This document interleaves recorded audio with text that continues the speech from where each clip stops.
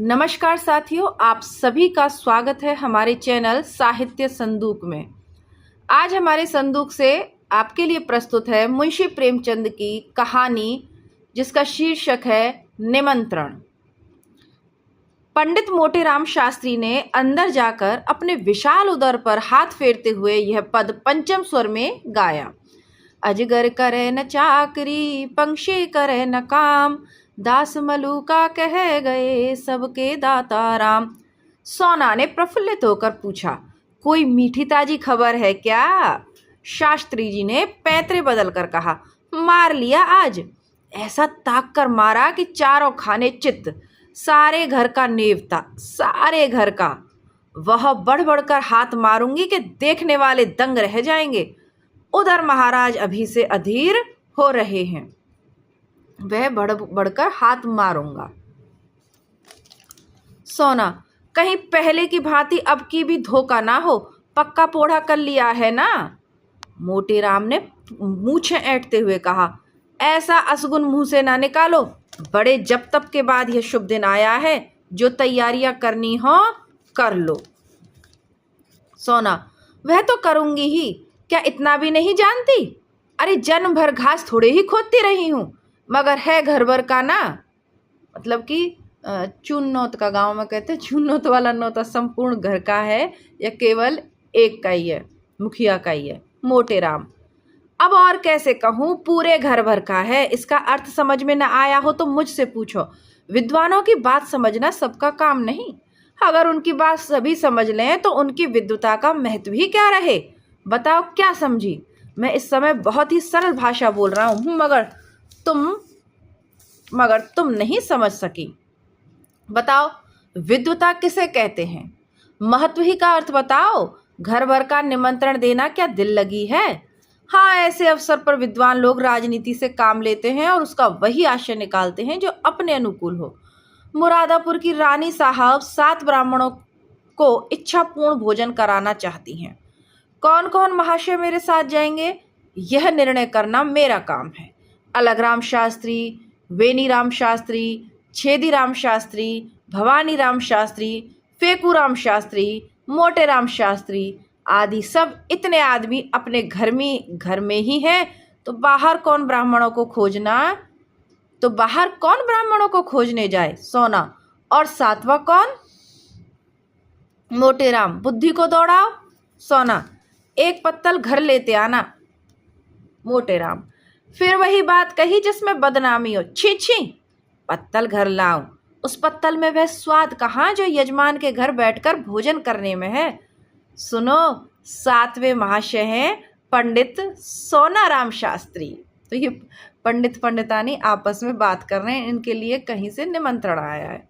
सोना, चलो दिल लगी करते हो, भला मैं कैसे जाऊंगी? मोटेराम, ऐसे ही कठिन अवसरों पर तो विद्या की आवश्यकता पड़ती है। विद्वान आदमी अफसर को अपना सेवक बना लेता है, मूर्ख अपने भाग्य को रोता है। सोना देवी और सोनाराम शास्त्री में क्या अंतर है जानती हो? केवल परिधान का। परिधान का अर्थ समझती हो? परिधान पहनावे को कहते हैं। इसी साड़ी को मेरी तरह बांध लो, मेरी मिर्जई पहन लो, ऊपर से चादर ओढ़ लो, पगड़ी मैं बांध दूंगा, फिर कौन पहचान सकता है? सोना ने हंसकर कहा, मुझे तो लाज लगेगी। तुम्हें करना ही क्या है, बातें तो हम करेंगे। सोना ने मन ही मन आने वाले पदार्थों का आनंद लेकर कहा, बड़ा मजा होगा। मोटेराम, अब विलंब ना करो, तैयारी करो, चलो। कितनी फंकी बना लूं यह मैं नहीं जानता, बस यही आदर्श सामने रखो कि अधिक से अधिक लाभ हो। सहसा सोना देवी को एक बात याद आ गई, बोली, अच्छा इन बिच्छुओं का क्या करूंगी? मोटेराम ने त्योरी चढ़ाकर कहा, इन्हें उठा कर रख देना। और क्या करोगी? हाँ जी, क्यों नहीं, उतार कर रख क्यों ना दूंगी। मतलब भारतीय महिलाओं के लिए तो देखिए बिछिया, सिंदूर ये बड़े उतारना संभव ही नहीं है। मोटेराम, तो क्या तुम्हारे बिछुए पहनने से ही मैं जीता हूँ पौष्टिक पदार्थों के सेवन से, तुम्हारे बिछुओं के पुण्य से नहीं जीता। सोना, नहीं भाई, मैं बिछुए ना उतारूंगी। मोटेराम ने सोचकर कहा, अच्छा पहने चलो, कोई हानि नहीं, गोवर्धनधारी यह बाधा भी हर लेंगे। बस पाँव में बहुत से कपड़े लपेट लेना, मैं कह दूंगा इन पंडित जी को फील पाँव हो गया है। क्यों, कैसी सूझी? पंडिताइन ने पतिदेव को प्रशंसा सूचक नजरों से देखकर कहा, जन्म भर पढ़ा नहीं है। अब यह दूसरा दृश्य है।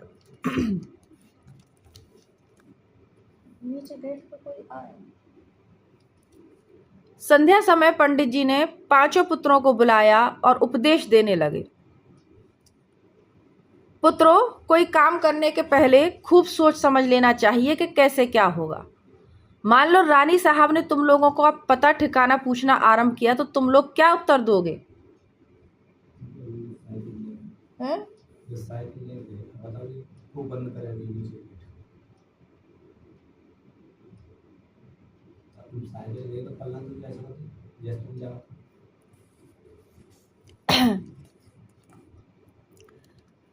मान लो रानी साहब तुम लोगों का पता ठिकाना पूछना आरंभ कर दिया, तो तुम लोग क्या उत्तर दोगे? यह तो महान मूर्खता होगी कि तुम सब मेरा नाम लो। सोचो कितने कलंक और लज्जा की बात होगी कि मुझ जैसा विद्वान केवल भोजन के लिए इतना बड़ा कुचक्र रचे। इसीलिए तुम सब थोड़ी देर के लिए भूल जाओ कि मेरे पुत्र हो। कोई मेरा नाम ना बतलाए। संसार में नामों की कमी नहीं, कोई अच्छा सा नाम चुनकर बता देना। पिता का नाम बदल देने से कोई गाली नहीं लगती और ना ही यह कोई अपराध है। अलगू, आप ही ना बता दीजिए। मोटेराम, अच्छी बात है, बहुत अच्छी बात है। हाँ, इतने महत्व का काम मुझे स्वयं करना चाहिए। अच्छा सुनो, अलगू राम के पिता का नाम है पंडित केशव पांडे, खूब याद कर लो। बेनी राम के पिता का नाम है पंडित मगरू ओझा, खूब याद रखना। छेदी राम के पिता है पंडित दमड़ी तिवारी, भूलना नहीं। भवानु, तुम गंगू पांडे बतलाना। अब रहे फेकूराम, बेटा तुम बतलाना सेतुराम पाठक। हो गए सब? हो गया सबका नामकरण? अच्छा, अब मैं परीक्षा लूंगा, होशियार रहना। बोलो अलगू, तुम्हारे पिता का क्या नाम है? केशव पांडे। बेनीराम, तुम बताओ। दमड़ी तिवारी। यह तो मेरे पिता का नाम है। बेनी, अरे मैं तो भूल गया। भूल गए? पंडित के पुत्र होकर तुम एक नाम भी याद नहीं कर सकते, बड़े दुख की बात है। मुझे पांचों नाम याद है, तुम्हें एक नाम भी याद नहीं। सुनो, तुम्हारे पिता का नाम है पंडित मंगरू ओझा। पंडित जी लड़कों की परीक्षा ले ही रहे थे कि उनके परम मित्र पंडित चिंतामणि जी ने द्वार पर आवाज दी। पंडित मोटेराम ऐसे घबराए कि सिर पैर की सुध न रही। लड़कों को भगाना ही चाहते थे कि पंडित चिंतामणि अंदर चले आए। दोनों सज्जनों में बचपन से गाढ़ी मैत्री थी। दोनों बहुधा साथ साथ भोजन करने जाया करते थे और यदि पंडित मोटेराम अव्वल रहते तो पंडित चिंतामणि के द्वितीय पद में कोई बाधक ना हो सकता था। पर आज मोटेराम जी अपने मित्र को साथ नहीं ले जाना चाहते थे। उनको साथ ले जाना अपने घर वालों में से किसी एक को छोड़ देना था और इतना महान आत्मत्याग करने के लिए वे तैयार नहीं थे। अब पंडित जी तो भाई कभी कभी उनका भी मन करता है ना कि फैमिली डेट पे जाएं, तो अपने परिवार को मतलब फैमिली भोज, पारिवारिक भोज पे जाएं, अपने परिवार को ले जाना चाहते हैं। अब देखते हैं पंडित जी क्या करते हैं। चिंतामणि ने यह समारोह देखा तो प्रसन्न होकर बोले, क्यों भाई, अकेले ही अकेले? मालूम होता है आज कहीं गहरा हाथ मारा है। मोटेराम ने मुंह लटका कर कहा, कैसी बातें करते हो मित्र, ऐसा तो कभी नहीं हुआ कि मुझे कोई अवसर मिला और मैंने तुम्हें सूचना ना दी हो। कदाचित कुछ समय ही बदल गया या किसी ग्रह का फेर है, कोई झूठ को भी नहीं बुलाता। पंडित चिंतामणि ने अविश्वास के भाव से कहा, कोई ना कोई बात तो मित्र अवश्य है, नहीं तो ये बालक क्यों जमा है? मोटेराम, तुम्हारी इन्हीं बातों पर क्रोध आता है मुझे। अरे लड़कों की परीक्षा ले रहा हूँ, ब्राह्मण के लड़के हैं, 4 अक्षर पढ़े बिना इनको कौन पूछेगा। चिंतामणि को भी विश्वास न आया। उन्होंने सोचा लड़कों से ही इस बात का पता लग सकता था। फेकूराम सबसे छोटा था, उसी से पूछा, क्या पढ़ रहे हो बेटा, हमें भी बताओ। मोटेराम ने फेकूराम को बोलने का अवसर ना दिया, डरे कि यह तो सारा भांडा फोड़ देगा। बोले, यह अभी क्या पढ़ेगा, दिन भर खेलता है। फेकूराम इतना बड़ा अपराध अपने नन्हे से सिर पर क्यों लेता? बाल सुलभ गर्व से बोला, हमको तो याद है, पंडित सेतुराम पाठक, हम याद भी कर ले, तिस पर भी कहते हैं हरदम खेलता है। यह कहते हुए फेकूराम ने रोना शुरू कर दिया। चिंतामणि ने बालक को गले लगा लिया और बोले, नहीं बेटा, तुमने अपना पाठ सुना दिया, तुम खूब पढ़ते हो। यह सेतुराम पाठक कौन है बेटा? मोटेराम ने बिगड़ कर कहा, तुम भी लड़कों की बातों में आते हो? सुन लिया होगा किसी का नाम, जा बाहर खेल। चिंतामणि अपने मित्र की घबराहट देखकर समझ गए कि कोई ना कोई रहस्य अवश्य है। बहुत दिमाग लड़ाने पर भी सेतुराम पाठक का आशय उनके समझ में न आया। लेकिन मित्र को मित्र सबसे अधिक जानता है ना। अपने परम मित्र की इस कुटिलता पर मन में दुखित होकर बोले, अच्छा आप पाठ पढ़ाइए और परीक्षा लीजिए, मैं जाता हूँ। तुम इतने स्वार्थी हो इसका मुझे गुमान तक न था। आज तुम्हारी मित्रता की परीक्षा हो गई। चिंतामणि जी बाहर चले गए। मोटे राम जी के पास उन्हें मनाने के लिए समय न था, फिर परीक्षा लेने। मान लो, सोना ने कहा, मना लो, रूठे जाते हैं, फिर परीक्षा ले लेना। मोटे राम, जब कोई काम पड़ेगा मना लूंगा। निमंत्रण की सूचना पाते ही उनका सारा क्रोध शांत हो जाएगा। हाँ भवानी, तुम्हारे पिता का क्या नाम है, बोलो। गंगू पांडे। तुम्हारे पिता का नाम फेंकू, बता तो दिया, उस पर कहते हैं पढ़ता नहीं। हमें भी बता दो। सेतुराम पाठक। बहुत ठीक, हमारा लड़का बड़ा राजा है। आज तुम्हें अपने साथ बैठाएंगे और सबसे अच्छा माल तुम्ही को खिलाएंगे। हमें भी तो कोई नाम बता दो। मोटे राम ने रसिकता से मुस्कुराकर कहा, तुम्हारा नाम है पंडित मोहन स्वरूप शुक्ल। तुम्हारा नाम है पंडित मोहन स्वरूप शुक्ल। सोना देवी ने लजाकर सिर झुका लिया। आहा, क्या मतलब दाम्पत्य प्रेम है पति पत्नी में, है ना। तीसरा दृश्य देखें। सोना देवी तो लड़कों को कपड़े पहनाने लगी, उधर फेंकू आनंद की उमंग में घर से बाहर निकला। पंडित चिंतामणि रूठ कर तो चले थे, पर कौतूहलवश अभी द्वार पर दब के खड़े थे। जिन बातों की भनक इतनी देर में उनके कानों में पड़ी, उससे यह तो ज्ञात हो गया कि कहीं निमंत्रण है, पर कहाँ है, कौन कौन से लोग निमंत्रित थे, कुछ ज्ञात ना हुआ। इतने में फेंकू बाहर निकला तो उन्होंने उसे गोद में उठा लिया और बोले, कहाँ नेवता है बेटा। अपनी जान में तो उन्होंने बहुत धीरे से पूछा था, पर न जाने कैसे पंडित मोटे राम के कान में भनक पड़ गई। तुरंत बाहर निकल आए। देखा तो चिंतामणि जी फेंकू को गोद में लिए कुछ पूछ रहे। लपक कर लड़के का हाथ पकड़ लिया और चाहा कि अपने परम मित्र की गोदी से छीन लें, मगर चिंतामणि को अभी अपने प्रश्न का उत्तर न मिला था। अतः वे लड़के का हाथ छुड़ाकर उसे लिए हुए अपने घर की ओर भागे। मोटे राम भी यह कहते हुए उनके पीछे दौड़े, उसे क्यों लिए जाते हो, धूर्त कहीं का दुष्ट। चिंतामणि में कह देता उसका नतीजा अच्छा ना होगा, फिर कभी किसी निमंत्रण में ना ले जाऊंगा। भला चाहते हो तो उसे उतार दो। मगर चिंतामणि ने एक ना सुनी, भागते ही चले गए। उनकी देह अभी संभल के भार ना हुई थी, दौड़ सकते थे, मगर मोटे राम को एक एक पग आगे बढ़ना दुस्तर हो रहा था। भैंसे की भांति हाँफते थे और नाना प्रकार के विशेषणों का प्रयोग करते दुल्की की चाल से चले जाते थे। यद्यपि प्रतिक्षण अंतर बढ़ता जाता था, पर पीछा न छोड़ते थे। अच्छी घुड़दौड़ थी। नगर के दो महात्मा दौड़ते हुए ऐसे जान पड़ते मानो दो गैंडे चिड़ियाघर से भागे जाए हों। सैकड़ों आदमी तमाशा देखने लगे। कितने ही बालक उनके पीछे तालियां बजाते हुए दौड़े। कदाचित यह दौड़ पंडित चिंतामणि के घर पर ही समाप्त होती, पर पंडित मोटेराम धोती की ढीली हो जाने के कारण उलझकर गिर पड़े। चिंतामणि ने पीछे फिरकर दृश्य देखा तो रुक गए। फेंकुराम से पूछे, बेटा बता दे कहाँ नेवता है, बता दे तो हमें मिठाई दोगे ना। चिंतामणि, हाँ दूंगा, बताओ। रानी के यहाँ। कहाँ की रानी? यह मैं नहीं जानता, कोई बड़ी रानी है। नगर में कई बड़ी बड़ी रानियां थी। पंडित जी ने सोचा सभी रानियों के द्वार पर चक्कर लगाऊंगा, जहां भोजन होगा वहां कुछ भीड़ भाड़ होगी, पता चल ही जाएगा। ये निश्चय करके वे लौट पड़े। सहानुभूति प्रकट करने में अब कोई बाधा न थी। मोटेराम जी के पास आए तो देखा वे पड़े करहा रहे, उठने का नाम नहीं लेते। घबरा कर पूछा, गिर कैसे पड़े मित्र? यहाँ कहीं गड्ढा भी तो नहीं है। मोटेराम, तुमसे मतलब, तुम लड़के को ले जाओ, जो कुछ पूछना चाहो पूछो। चिंतामणि, मैं यह कपट व्यवहार नहीं करता, दिल लगी की थी, तुम बुरा मान गए। लो उठ तो बैठो, राम का नाम लेके। मैं सच कहता हूं, मैंने कुछ नहीं पूछा। चल झूठा। चिंतामणि, जनेऊ हाथ में लेकर कहता हूं। मोटेराम, तुम्हारी शपथ का विश्वास नहीं, तुम मुझे इतना धूर्त समझते हो, इससे कहीं अधिक। तुम गंगा में डूबकर शपथ खाओ तो भी मुझे विश्वास ना आए। दूसरा यह बात कहता तो मुंह छुखाड़ लेता। मोटेराम, तो फिर आ जाओ। इस हास्य व्यंग कहानी के माध्यम से कहीं ना कहीं, है ना, ब्राह्मण समाज पर भी व्यंग है यहाँ। चिंतामणि, पहले पंडिताइन से पूछाओ। मोटेराम ये भस्मक व्यंग न सहन कर सके, चट उठ बैठे और पंडित चिंतामणि का हाथ पकड़ लिया। दोनों मित्रों में मल्ल युद्ध होने लगा। दोनों हनुमान जी की स्तुति कर रहे थे और इतने जोर से गरज गरज कर मानो सिंह धाड़ रहे हो। बस ऐसा जान पड़ता था मानो दो पीपे आपस में टकरा रहे हो। मोटेराम, महाबली विक्रम बजरंगी। चिंतामणि, भूत पिशाच निकट नहीं आवे। मोटेराम, जय जय जय हनुमान गोसाई। चिंतामणि, प्रभु रखिए लाज हमारी। मोटेराम बिगड़कर, अरे ये हनुमान चालीसा में नहीं है। चिंतामणि, यह हमने स्वयं रचा है। क्या तुम्हारी तरह ये रटन विद्या कि जितना कहो उतना रच दें? मोटेराम, अबे हम रचने पर आ जाएं तो एक दिन में 1 लाख स्तुतियां रच डालें। किंतु इतना अवकाश किसे है। दोनों महात्मा अलग खड़े होकर अपना अपना रचना कौशल की डींगे मार रहे थे। मल्लयुद्ध शास्त्रार्थ का रूप धारण करने लगा, जो विद्वानों के लिए उचित है।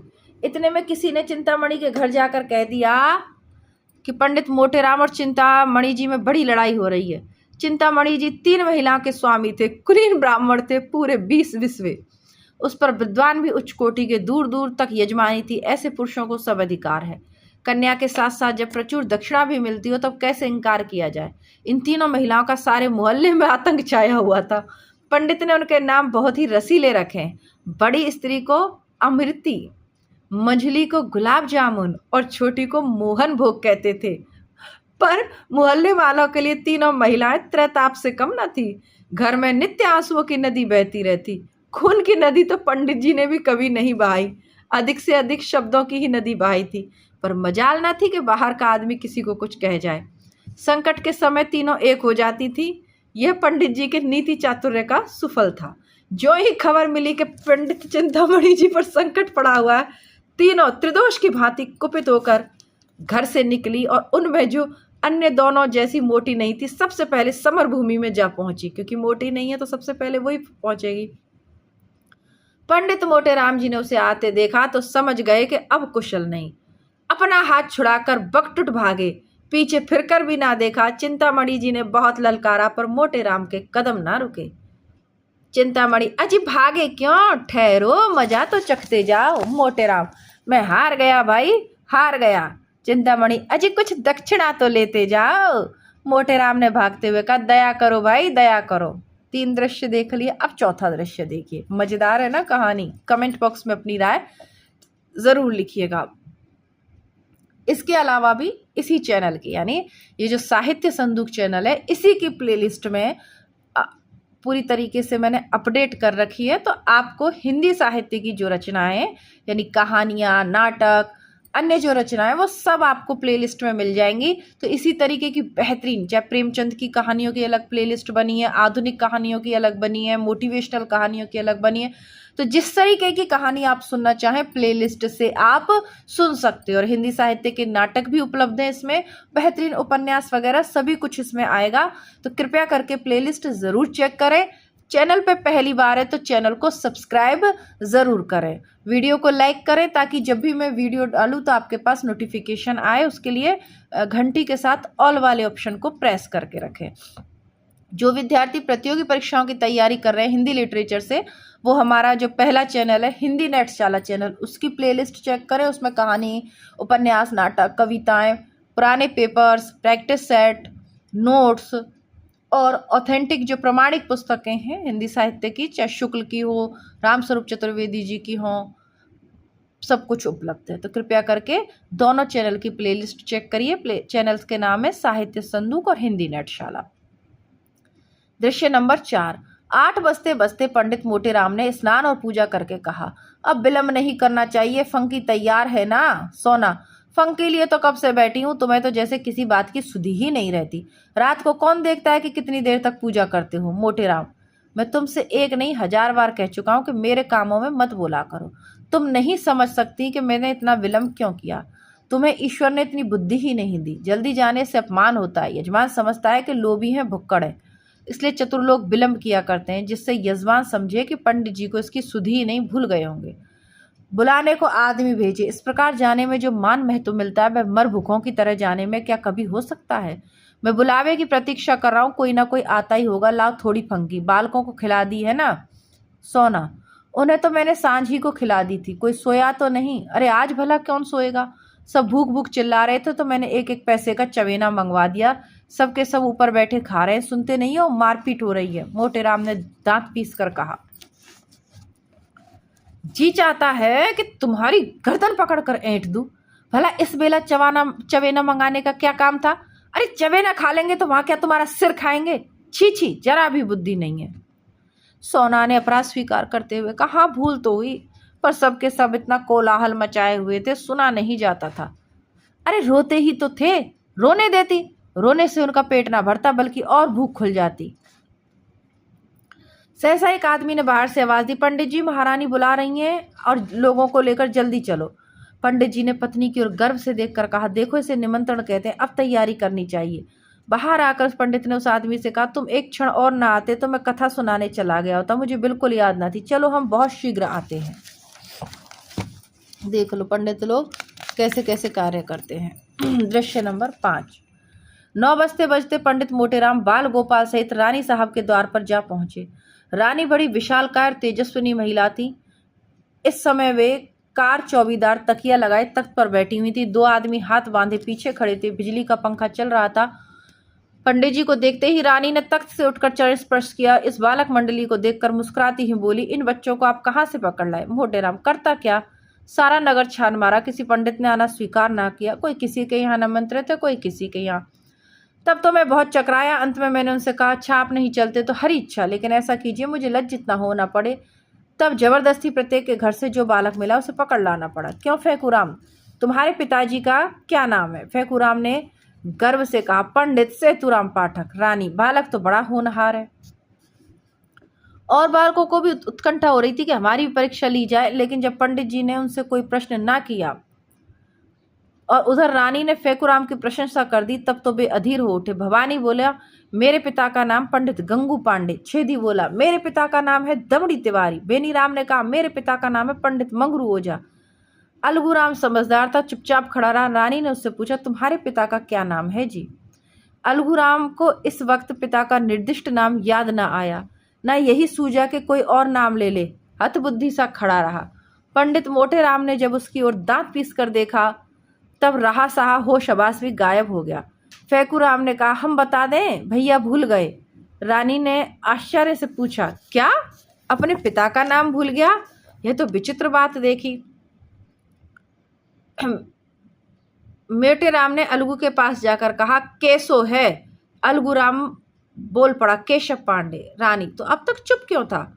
कुछ ऊंचा सुनता है सरकार। रानी, मैंने सामान तो बहुत सा मंगवा रखा है, सब खराब होगा, लड़के क्या खाएंगे? मोटेराम, सरकार इन्हें बालक न समझे, इनमें जो सबसे छोटा है वह 2 पत्तल खाकर उठेगा। ये छठा दृश्य देखते हैं। सब जब सामने पत्तलें पड़ गईं और भंडारी चांदी के थालों में एक से एक उत्तम पदार्थ ला लाकर परसने लगा, तब पंडित मोटेराम जी की आंखें खुल गईं। उन्हें आए दिन निमंत्रण मिलते रहते थे, पर ऐसे अनुपम पदार्थ कभी सामने न आए थे। घी की ऐसी सौंधी सुगंध उन्हें कभी न मिली थी। प्रत्येक वस्तु से केवड़े और गुलाब की लपटें उड़ रही थीं। घी टपक रहा था। पंडित जी ने सोचा, ऐसे पदार्थों से कभी पेट भर सकता है? मनो खा जाऊं फिर भी एक मन में 40 किलो होता है, तो मनो खा जाऊं फिर भी और खाने को जी चाहे। देवतागण इनसे उत्तम कौन से पदार्थ खाते होंगे? इनसे उत्तम पदार्थों की तो कल्पना ही नहीं हो सकती। पंडित जी को इस वक्त अपने परम मित्र चिंतामणि की याद आई। अगर वे होते तो रंग जम जाता, उनके बिना रंग फीका रहेगा। यहाँ दूसरा कौन है जिससे लाग डांट करूं? लड़के 2-2 पत्तल में चे बोल जाएंगे। सोना कुछ साथ देगी, मगर कब तक? चिंतामणि के बिना रंग ना गठेगा। वे मुझे ललकारेंगे, मैं उन्हें ललकारूंगा। उस उमंग में पत्तलों की कौन गिनती? हमारी देखा देखी लड़के भी डट जाएंगे। ओह, बड़ी भूल हो गई, यह ख्याल मुझे पहले ना आया। रानी साहब से कहूं तो बुरा ना मानेंगी। ओह, जो कुछ हो, एक बार जोर तो लगाना ही चाहिए। तुरंत खड़े होकर रानी साहब से बोले, सरकार आज्ञा हो तो कुछ कहो। रानी, कहिए महाराज, क्या किसी वस्तु की कमी है? अरे नहीं सरकार, किसी बात की कमी नहीं। ऐसे उत्तम पदार्थ तो मैंने कभी देखे भी ना थे। सारे नगर में आपकी कीर्ति फैल जाएगी। मेरे एक परम मित्र पंडित चिंतामणि जी हैं, आज्ञा हो तो उन्हें भी बुला लूं। बड़े विद्वान कर्मनिष्ठ ब्राह्मण हैं, उनके जोड़ का इस नगर में दूसरा नहीं। मैं उन्हें निमंत्रण देना भूल गया, अभी सुधी आई। रानी कहती है, आपकी इच्छा हो तो बुला लीजिए, मगर आने जाने में देर होगी और भोजन परोस दिया गया है। मैं अभी आता हूँ सरकार, दौड़ता हुआ जाऊंगा, मेरी मोटर ले जाइए। जब पंडित जी चलने को तैयार हुए, तब सोना ने कहा, तुम्हें आज क्या हो गया है जी? उसे क्यों बुला रहे हो? अब देखो, लड़ाई झगड़ा एक तरफ है, लेकिन अच्छा खाना मिल रहा हो तो पंडित जी को दोस्त की याद आ गई। मोटेराम, कोई साथ देने वाला भी तो चाहिए। मैं क्या तुमसे दब जाती? पंडित जी ने मुस्कुरा कर कहा, तुम जानती नहीं, घर की बात और है, दंगल की बात और है। पुराना खिलाड़ी मैदान जाकर जितना नाम करेगा उतना नया पट्टा नहीं कर सकता। वहाँ बल का काम नहीं, साहस का काम है। बस यही हाल यहाँ समझो। झंडे गाड़ दूंगा, समझ लेना। कहीं लड़के सो जाएं तो और भूख खुल जाएगी, जगह तो मैं लूंगा, देख लेना। आज वह तुम्हें पछाड़ देगा, उसके पेट में तो शनिचर है। मोटेराम। बुद्धि की सर्वथा प्रधानता रहती है, ना समझो कि भोजन करने की कोई विद्या ही नहीं। इसका भी एक शास्त्र है जिसे मथुरा के शनिचरानंद जी महाराज ने रचा है। चतुर आदमी थोड़ी सी जगह में गृहस्थी का सब सामान रख देता है। अनाड़ी बहुत सी जगह में भी यही सोचता है कि कौन वस्तु कहाँ रखूं। गवार आदमी पहले से ही हबक हबक कर खाने लगता है और चट कर एक लोटा पानी पीकर अफर जाता है। चतुर आदमी बड़ी सावधानी से खाता है, उसको कौर नीचे उतारने के लिए पानी की आवश्यकता नहीं पड़ती। देर तक भोजन करते रहने से वह सुपाच्य भी हो जाता है। चिंतामणि मेरे सामने क्या ठहरेगा। 7वां दृश्य। चिंतामणि जी अपने आंगन में उदास बैठे थे। जिस प्राणी को वह अपना परम हितैषी समझते थे, उसके लिए वे अपने प्राण तक देने को तैयार रहते थे, उसी ने आज उनके साथ बेवफाई की। अरे बेवफाई ही नहीं की, उन्हें उठाकर दे मारा। पंडित मोटेराम के घर से तो कुछ जाता न था। अगर वे चिंतामणि जी को भी साथ ले जाते तो क्या रानी साहब उन्हें दुत्कार देती। स्वार्थ के आगे कौन किसको पूछता है। उन अमूल्य पदार्थों की कल्पना करके चिंतामणि के मुंह से लार टपकी पड़ती थी। अब सामने पत्तल आ गई होगी, अब थालों में इमरतियां लिए हुए भंडारी जी आए होंगे। ओहो कितना सुंदर दृश्य, ओहो कितनी सुंदर कोमल कुरकुरी रसीली इमरतियां होंगी। अब बेसन के लड्डू आए होंगे।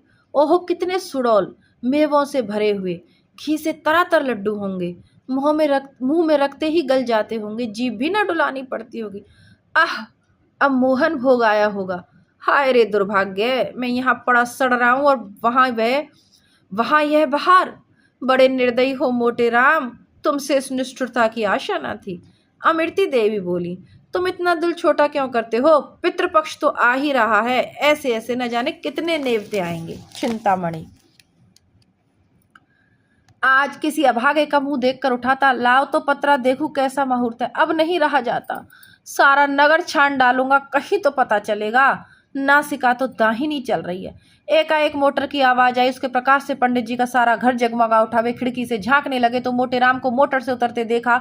एक लंबी सांस लेकर चारपाई पर गिर पड़े। मन में कहा, दुष्ट भोजन करके अब यहाँ मुझे बखान करने आ गया है।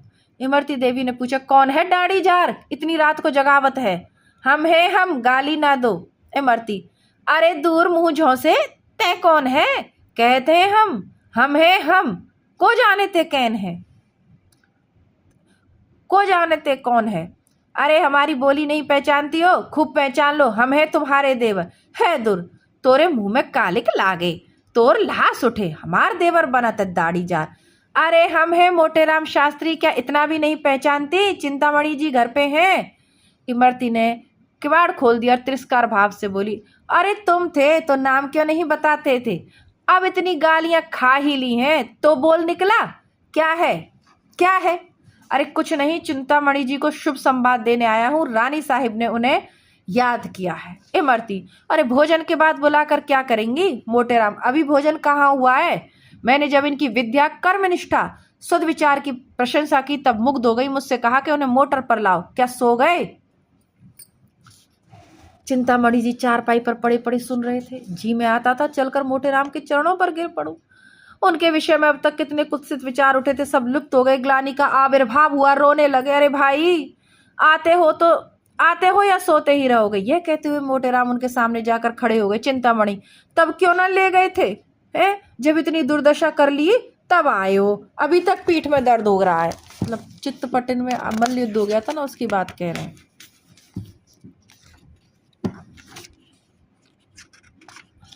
मोटेराम, अजीब है तरमाल खिला। मोटेराम कहते हैं, अजीब है तरमाल खिलाऊंगा कि सारा दर्द वर्द भाग जाएगा।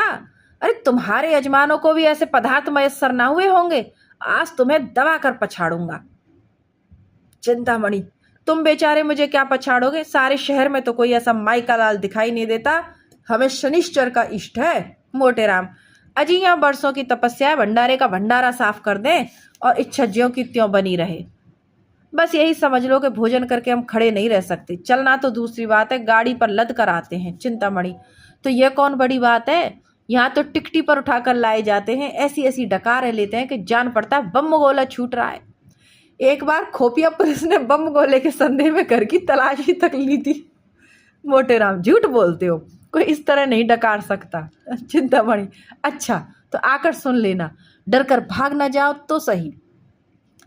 एक क्षण में दोनों मित्र मोटर पर बैठे और मोटर चली। रास्ते में पंडित चिंतामणि को शंका हुई कि कहीं ऐसा ना हो कि मैं पंडित मोटेराम का पिछलग्गू समझा जाऊं और मेरा यथेष्ट सम्मान ना हो। उधर पंडित मोटेराम को भी भय हुआ कि कहीं ये महाशय मेरे प्रतिद्वंदी ना बन जाए, रानी साहब पर अपना रंग जमा लें।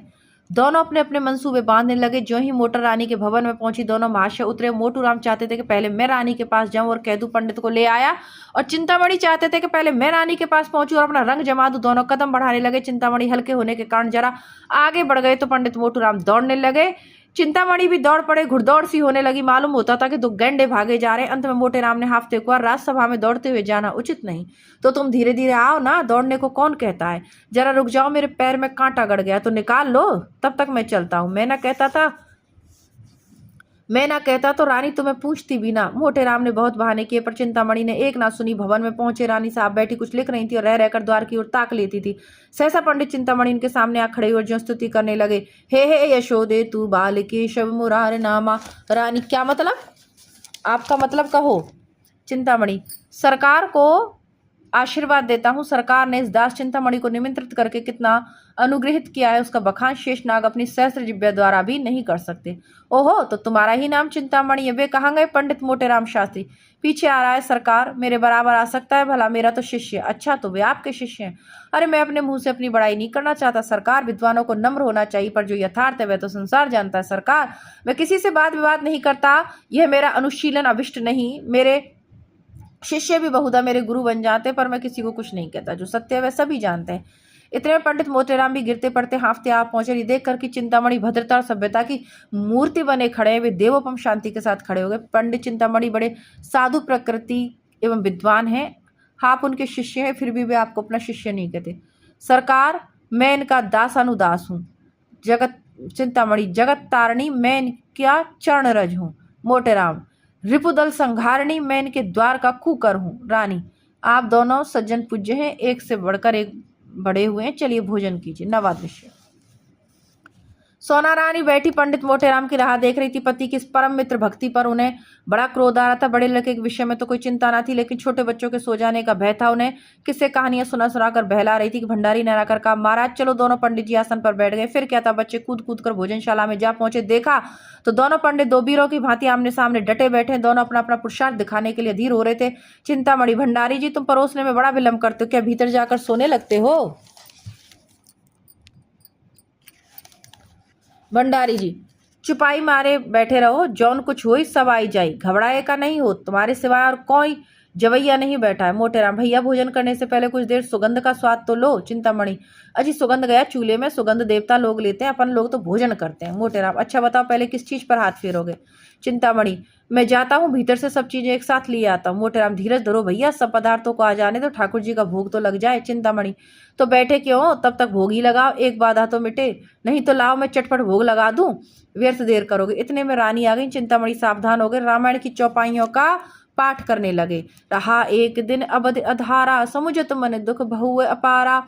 कौशलेश दशरथ के जाए, हम पितु वचन मान मनिवाए।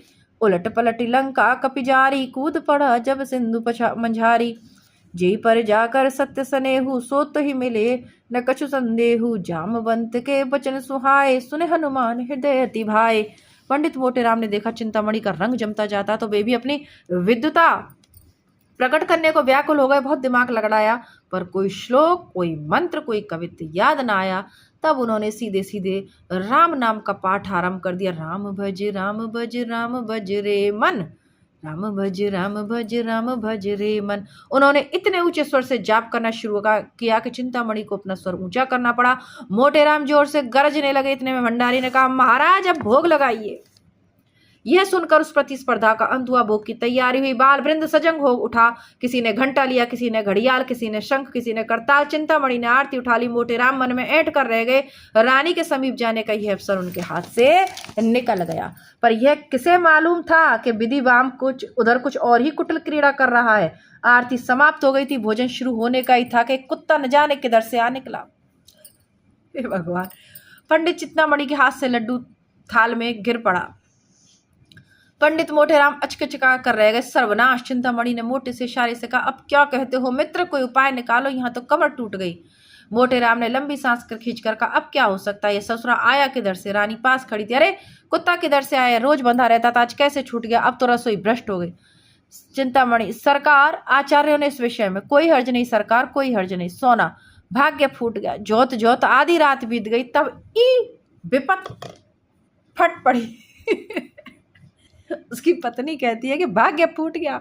राह देखते देखते, यानी जोत जोत यानी बाट देखते देखते आधी रात बीत गई, तभी विपत्ति फाट पड़ी। पंडित चिंतामणि, सरकार, स्वान के मुख में अमृत रहता है। मोटेराम, तो अब आज्ञा हो तो चलें। रानी, हाँ और क्या। मुझे बड़ा दुख है कि इस कुत्ते ने आज इतना बड़ा अनर्थ कर डाला। तुम बड़े गुस्ताख हो गए हो टॉमी। भंडारी, ये पत्तल उठाकर मेहतर को दे दो। चिंतामणि सोना से छाती फटी जाती है। सोना को बालकों पर दया आई। बेचारे इतनी देर देवोपम धैर्य के साथ बैठे थे। बस चलता तो वो कुत्ते का गला घोंट देती। बोली, लड़कन का तो दोष नहीं परत है, इन्हें काहे नहीं खवाए देत काऊ को। चिंतामणि, मोटेराम महादुष्ट है, इसकी बुद्धि भ्रष्ट हो गई है। सोना, ऐसे तो बड़े विद्वान बनत रहे, अब काहे नहीं बोलत बनत, मुंह में दही जम गवा, जीभ ही नहीं खुलत है। चिंतामणि, सच कहता हूँ, रानी को चकमा दे देता, इस दुष्ट के मारे सब खेल बिगड़ गया, सारी अभिलाषाएं मन में रह गई। ऐसे पदार्थ अब कहाँ मिल सकते हैं। सोना, सारी मनुष्य ही निकस गई, घर ही में गर्ज के शेर हैं। सारी मनुष्य ही निकस गई, घर ही में गर्जे के शेर हैं। रानी ने भंडारी को बुलाकर कहा, इन छोटे छोटे तीनों बच्चों को खिला दो, ये बेचारे क्यों भूखे मरे। क्यों फेकुराम, मिठाई खाओगे? इसीलिए तो आए हैं। कितनी मिठाई खाओगे? सही है बच्चे का। फेंकू, बहुत सी, इतनी अच्छी बात है, जितनी खाओगे उतनी मिलेगी, पर जो बात मैं पूछूं वह बतानी पड़ोगी। बताओगे ना? हाँ बताऊंगा। झूठ बोले तो एक मिठाई ना मिलेगी, समझ गए? मत दीजिएगा, मैं झूठ बोलूंगा ही नहीं। अपने पिता का नाम बताओ। बालकों को हरदम सब बातें स्मरण नहीं रहती, उसने तो आते ही आते बता दिया था। मैं फिर पूछती हूँ, इसमें आपको हानि क्या है? चिंतामणि, नाम पूछने में कोई हर्ज नहीं। मोटेराम, तुम चुप रहो चिंतामणि, नहीं तो ठीक ना होगा। मेरे क्रोध को भी तुम जानते नहीं, दबा बैठूंगा तो रोटे भागोगे। आप तो व्यर्थ इतना क्रोध कर रहे हैं। बोलू फेंकुराम, चुप क्यों हो? फिर मिठाई न पाओगे। चिंतामणि, महारानी कितनी दया दृष्टि तुम्हारे ऊपर है, बता दो बेटा। चिंतामणि जी, मैं देख रहा हूँ तुम्हारे अदिन आए, वह नहीं बताता। तुम्हारा साजा आए वहां से बड़े खैरख्वाह बन के। सोना, अरे हाँ, लड़कन से ई सब मावरा से का मतलब। तुम का धर्म परे मिठाई देव, ना धर्म परे ना देव। ई का कि बाप का नाम बताओ तब मिठाई देव। फेकुराम ने धीरे से कोई नाम लिया। इस पर पंडित जी ने उसे इतने जोर से डांटा कि उसकी आधी बात मुंह में ही रह गई। रानी, क्यों डांटते, उसे बोलने क्यों नहीं देते? बोलो बेटा। मोटेराम, आप हमें अपने द्वार पर बुलाकर हमारा अपमान कर रही हैं। चिंतामणि, इसमें अपमान की तो कोई बात नहीं है भाई। मोटूराम, अब हम कभी इस द्वार पर ना आएंगे, यहाँ सत्पुरुषों का अपमान किया जाता है। अलगू, कहिए तो मैं चिंतामणि को एक पटकन दूं। मोटेराम, नहीं बेटा, दुष्टों को परमात्मा स्वयं दंड देता। चलो यहाँ से चलें, अब भूल कर भी यहाँ ना आएंगे। खिलाना ना पिलाना, द्वार पर बुलाकर ब्राह्मण का अपमान करना, तभी तो देश में आग लगी हुई है। चिंतामणि, मोटेराम, महारानी के सामने तुम्हें इतनी कटु बात न करनी चाहिए। मोटेराम, बस चुप ही रहना, नहीं तो सारा क्रोध तुम्हारे ही सिर जाएगा। माता पिता का पता नहीं ब्राह्मण बनने चले, तुम्हें कौन कहता है ब्राह्मण। चिंतामणि, जो कुछ मन चाहे कह लो, चंद्रमा पर थूकने से थूक अपने ही ऊपर पड़ता है। जब तुम धर्म का एक लक्षण नहीं जानते तब तुमसे क्या बात है करूं। ब्राह्मण को धैर्य रखना चाहिए। मोटेराम, पेट के गुलाम हो, ठकुर सुहाती कर रहे हो, एक आध पत्तल मिल जाए, यहाँ मर्यादा का पालन करते हैं। चिंतामणि, कह दो ना, कह तो दिया भाई कि तुम बड़े मैं छोटा, अब क्या कहूँ, तुम सत्य कहते होंगे, मैं ब्राह्मण नहीं शूद्र हूं। रानी, ऐसा नहीं कहिए चिंतामणि जी, इसका बदला न लिया तो कहना। यह कहते हुए पंडित मोटेराम बालक वृंद के साथ बाहर चले आए और भाग्य को कोसते हुए घर को चले। बार बार पछता रहे थे कि दुष्ट चिंतामणि को क्यों बुला लाया। सोना ने कहा, भंडा फूटत फूटत बच गया, फेंकुआ नाम बताए देत। काहे रे, अपने बाप के नाम बताए देत। और क्या, वे तो सच सच पूछती थी। चिंतामणि ने रंग जमा लिया, अब आनंद से भोजन करेगा। सोना, तुम्हारी एको विद्या काम नहीं, तुम्हारी एकौ विद्या काम नहीं, तौन बाजी मार लेगा। मैं तो जानता हूँ रानी ने जानबूझकर कुत्ते को बुला लिया। मैं तो ओका मुंह देखकर ताड़ गई कि हमका पहचान गई। इधर तो ये लोग पछताते चले जाते थे, उधर चिंतामणि की 5 उंगलियां घी में थी, आसन मारे भोजन कर रहे थे। रानी अपने हाथों से मिठाइयाँ परोस रही थी, वार्तालाप भी होता था। रानी, बड़ा धूर्त है, मैं बालकों को देखते ही समझ गई कि अपनी स्त्री को वेश बदल कर लाते उसे लज्जा न आई। चिंतामणि, मुझे कोस रहे होंगे। रानी, मुझसे उड़ने चला था, मैंने भी कहा बच्चा तुमको ऐसी शिक्षा दूंगी कि उम्र भर याद करोगे। टॉमी को बुला लिया। चिंतामणि, सरकार की बुद्धि को धन्य है। अपनी स्त्री को वेश बदल कर लाते उसे शर्म न आई। चिंतामणि उसे धन्यवाद देते हैं रानी को और निमंत्रण पाकर बहुत खुश होते हैं। अब क्या कहिएगा, पूरी कहानी है तो मज़ेदार, लेकिन अब बताओ एक मित्र को ऐसा तो नहीं करना चाहिए था ना। चिंतामणि को भोजन करवाया, उसके बीवी बच्चों को कर लेने देते। हालांकि देखो पंडित भी गलत है, धूर्त है, ऐसे तो अपने यजमान के साथ उसको नहीं करना चाहिए था। पर पता नहीं कौन सही है, चिंतामणि सही है या पंडित जी सही है, मोटेराम पंडित। आप लोग कमेंट करके ज़रूर बताना। मिलती हूँ पुनः इसी तरीके की इंटरेस्टिंग कहानी के साथ, तब तक चैनल से जुड़े रहिएगा।